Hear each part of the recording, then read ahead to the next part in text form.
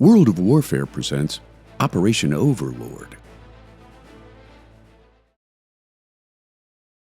Adolf Hitler's geographic overreach into Russia saw his dwindling numbers of troops being pushed back toward the German border, just as Germany was about to face a new threat from the Allies' ever-increasing attritional momentum.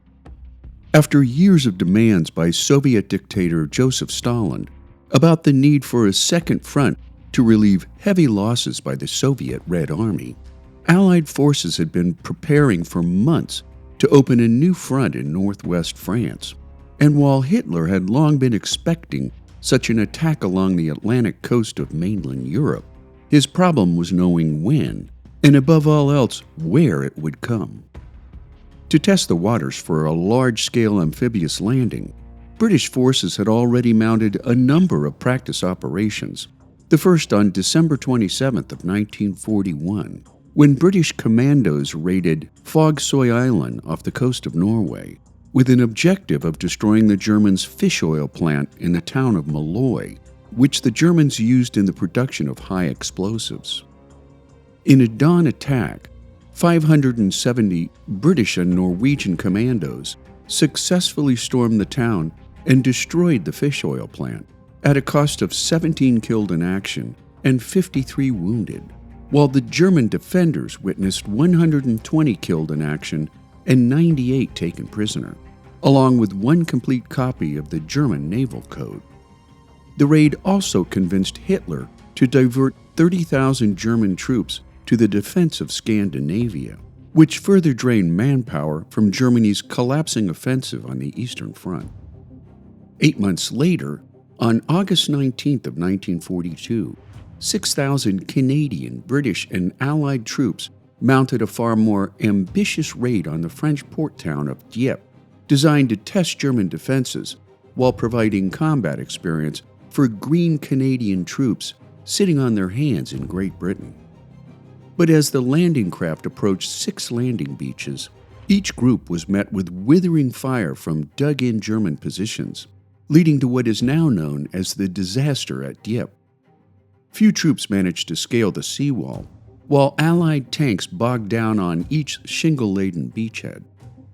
In the skies above the blood-soaked beaches, hundreds of RAF Spitfires and Hurricanes engaged an equal force of German FW-190s, losing 91 RAF and 14 Royal Canadian Air Force fighters against 48 losses for the Luftwaffe, handing the Germans a 2-1 victory over Allied aviators. By early afternoon, the raid was over, in what would become one of Canada's highest casualty rates of the war. Of the 5,000 Canadians that had landed, 3,367 were killed, wounded, or captured, adding up to a staggering 68% loss rate of its original force.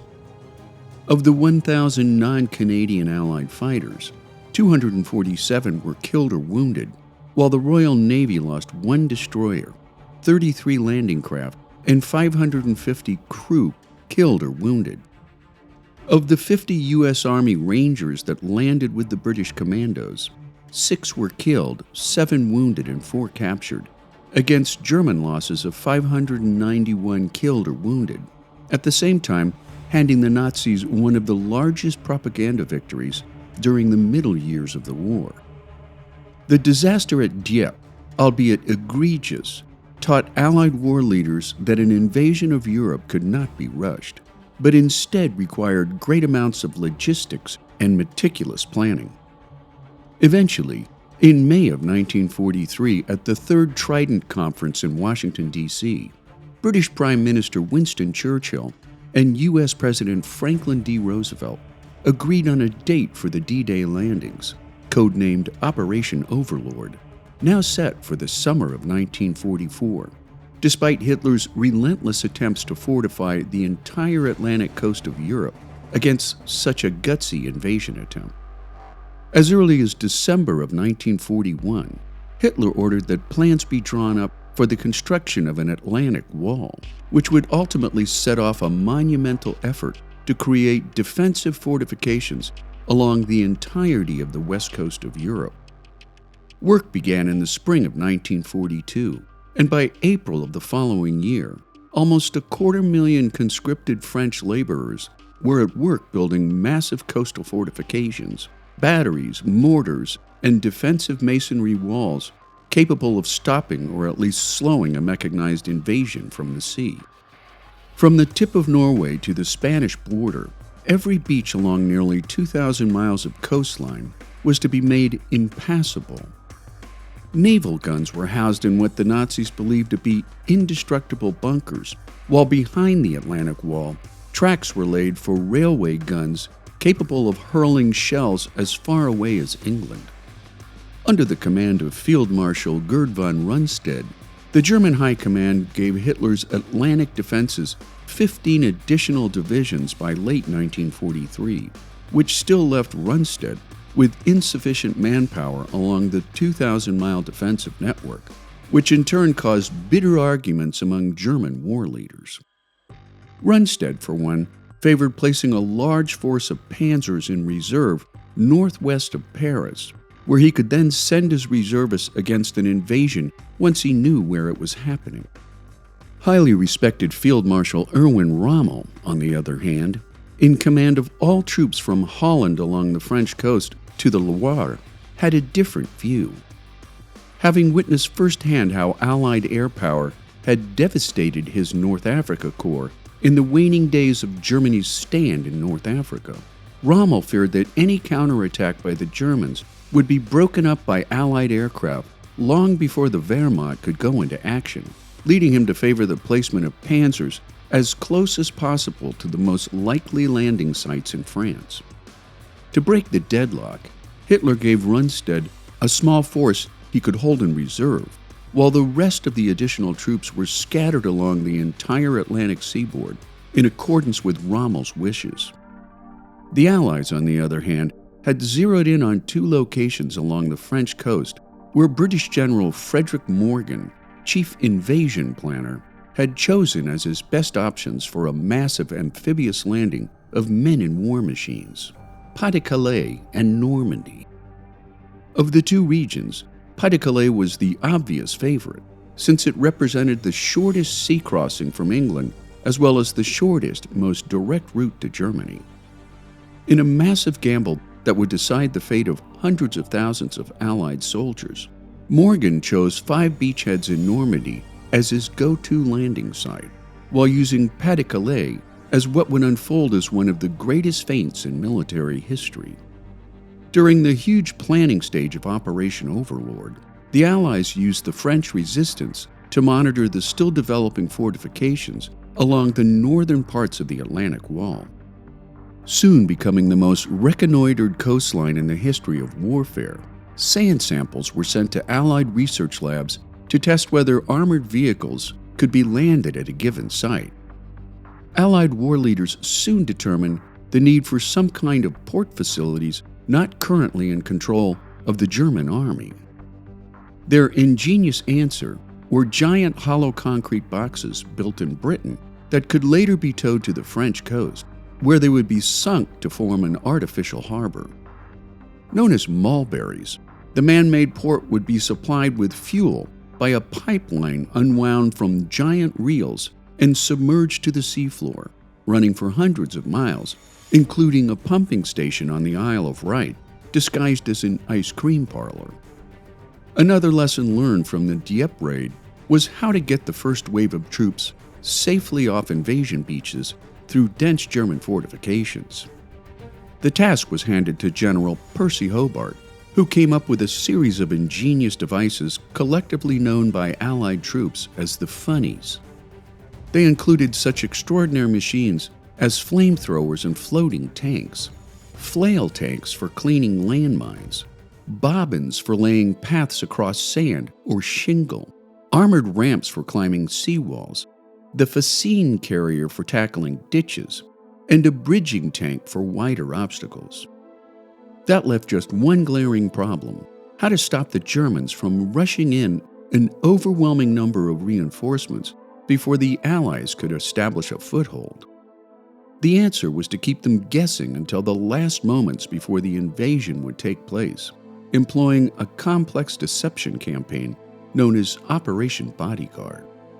To achieve their goal, German double agents in Britain began sending back to Germany large amounts of carefully coordinated false information created by the Allies, emphasizing how the main landings would go down at Pas-de-Calais, while a feint invasion was planned for Normandy, France. To further muddy the water, the Allies created a fictitious army unit known as the 1st U.S. Army Group, or FUSAG, stationed directly across from Pas-de-Calais in Dover, with pistol-toting U.S. General George S. Patton as its commanding officer, who had been removed from action in Sicily for slapping shell-shocked soldiers, just the sort of man the Germans expected to command an Allied invasion of Western Europe. FUSAG generated a steady stream of false radio transmissions indicative of a working army group, while FUSAG bases in Kent used inflatable tanks with fake tracks to deceive Luftwaffe surveillance aircraft. Other deceptions included dummy aircraft made of wood and canvas, along with harbors across the Kent coastline filled with dummy landing craft.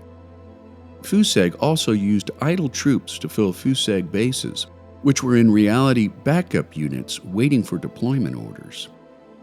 As the Allies worked through a complicated maze of pre-planning and deception in advance of D-Day, in late 1943, U.S. General Dwight D. Eisenhower was appointed Supreme Allied Commander for the invasion of Europe, while British General Bernard Montgomery was appointed overall commander of the initial assault troops.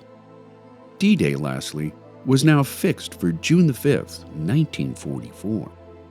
2 months before the landings, Eisenhower launched an elaborate air offensive designed to disrupt or weaken the Germans' transportation links to the coast, particularly around the Pas-de-Calais region. And as June 5th drew ever closer, Allied troop strength in England surpassed 2 million soldiers, supported by 3,000 tanks and 12,000 aircraft, leading the German High Command to conclude that an Allied invasion of continental Europe was imminent and most likely intended for the Pas-de-Calais region of France. After Allied troops were briefed of the invasion plan on June 3rd, the weather turned against them as rain and poor visibility lashed the English Channel. Nevertheless, on June 4th, the first waves of assault troops boarded their landing ships as an armada of more than 5,000 vessels set sail for the French coastline, only to be turned back when bad weather forced Allied troops to spend a nerve-shredding extra night before Allied leaders met yet again early the following morning to reassess the situation. While naval commanders were keen to go ahead, Allied air chiefs worried that visibility would still be too poor to provide effective air support. After a long silence, Eisenhower looked up and said 2 simple words: "Let's go." At 01:15 hours on June 6th, British aircraft towing gliders filled with assault troops arrived over the coast of northern France, dispersing the first Allied boots on the ground, with an objective of capturing vital bridges over the Caen Canal in eastern Normandy. 50 miles to the west, U.S. paratroopers came down around the village of Saint-Mère-Église and the Merdoué River. A brutal firefight was to follow, but 3 hours after landing, the village and surrounding area was in U.S. hands. An hour later, horrified German sentries along the Normandy coast saw a vast armada appear out of the mist-shrouded channel without advanced warning, since Allied countermeasures and the use of aluminum foil strips known as window had confused German radar operators into believing that the main assault force was headed for Pas-de-Calais. As troops began climbing into their landing craft, Allied warships off the Normandy coast began pounding German defensive positions, just as wave after wave of Allied aircraft bombed and strafed from overhead. Yet despite the debilitating Allied assaults from air and sea, the first wave of troops came ashore at 5 Normandy beachheads under withering enemy artillery and machine gun fire, striking a good number of landing craft as they approached the long apron of beaches. Others struck underwater obstructions, yet by 0630 hours, Allied boots began to populate each beachhead.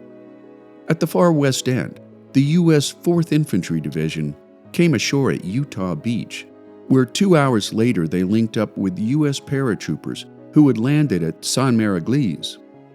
Next door, troops landing at Omaha Beach had a much more difficult time, since the beach was a defender's dream, replete with high cliffs and precious few ways inland, costing the lives of many men of the U.S. 1st Infantry Division who were mowed down by German machine gun fire. To make matters worse, many American amphibious tanks were swamped, causing a traffic jam as still more landing craft approached the beach. Disaster looked well at hand until soldiers of the U.S. 1st and 29th Infantry Divisions began to scale the cliffs. Further east, the British 50th Infantry Division came ashore at Gold Beach against a wall of savage enemy fire, just as the British deployed their funnies, which allowed the British 50th to quickly move inland. At the adjoining landing zone on Juno Beach, the Canadian 3rd Infantry Division faced similar conditions as the British landings at Gold, again employing British funnies to help the Canadians move inland off the beach. Finally, at the far left flank was the British 3rd Infantry Division at Sword Beach, who met only patchy resistance from the Germans, allowing them to link up with glider-borne troops at the Caen Canal within hours after landing at Sword. By early afternoon, the Allies had successfully established strong positions at all 5 beachheads. The timing of the invasions caught the Germans completely by surprise, since they had expected the Allies to wait for better weather before invading at Pas-de-Calais. Rommel had taken the opportunity of bad weather to visit his family in Germany, while his immediate subordinate, General Friedrich Dollmann, was 100 miles away participating in war game exercises. Only von Rundstedt was at his headquarters, but he was forced to sit on his hands without Hitler's permission to move his reserve panzer units to the battlefield. The real problem was that Hitler was asleep, or rather, in a drug-induced stupor, which was a now daily addiction in Hitler's faltering mental capacities. When aides were unwilling to awaken the Führer, Hitler was not apprised of the situation until midday, who then failed to act under the belief that Normandy was a feint for the Allies' real invasion planned for Pas-de-Calais. He finally unleashed von Rundstedt's reserves in late afternoon, once the scale of the invasion had become increasingly clear. But the reserves were too far away to provide any immediate support to the defense of the Normandy beachheads.